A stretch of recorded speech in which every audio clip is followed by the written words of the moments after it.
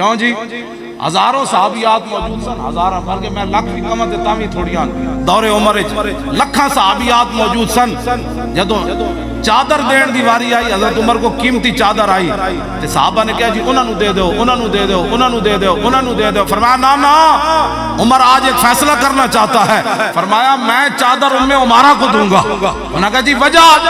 فرمایا میدان احد وچ رسول اللہ دا دفاع کیتا تے 11 زخم کھادے تے جد جنگ مکی تے حضور نے فرمایا ملتفت یمینا ولا شمالا الا ورایتها تقاتل دونی۔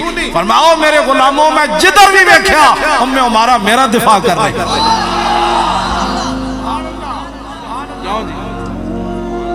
اگلی گل فرمایا ام عمارہ اپنا پتر جلوایا بھی صحیح تے نال کٹوایا بھی صحیح۔ فقطعوا عضوان عضوان، آپ دا جسم ایک ایک ٹکڑا انہیں کٹیا۔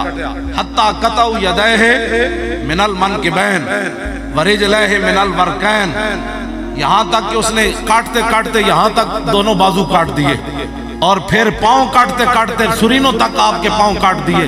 ہر بار پوچھتا تھا بتاؤ اتشہد انی رسول اللہ، کہ میں کیا تو گواہی دیتا ہے میں اللہ کا رسول ہوں؟ فرمایا کی بھونکنا، میں بھی بھونکی جا رہا۔ پھر پوچھتا سی اتشہد ان محمد رسول اللہ، تو گواہی دینا کہ محمد اللہ دے رسول؟ فرمایا ہاں۔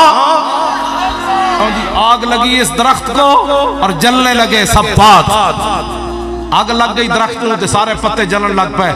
ارے اڑو اڑو پنچھیو جب پنکھ تمہارے ساتھ۔ قریب تو ایک بندہ ویکھیا تو انہیں ویکھیا تے سارے پرندے بیٹھے ہو، تھلو اگ جا رہی، انہوں نے پتہ ہی کوئی نہیں تھلو اگ آ رہی۔ اور بندہ کہنے لگا ارے اڑو اڑو پنچھیو جب پنکھ تمہارے ساتھ، اور تسی تو اڑو جلے ہو اور درخت نہیں چل سکتا، تسی نس جاؤ۔ اگو پرندے کیا انہوں نے کہا میوہ کھادا اس درخت دا اور ناس کیے سب بات، اب تو ہمارا دھرم یہی جل جانا ہے۔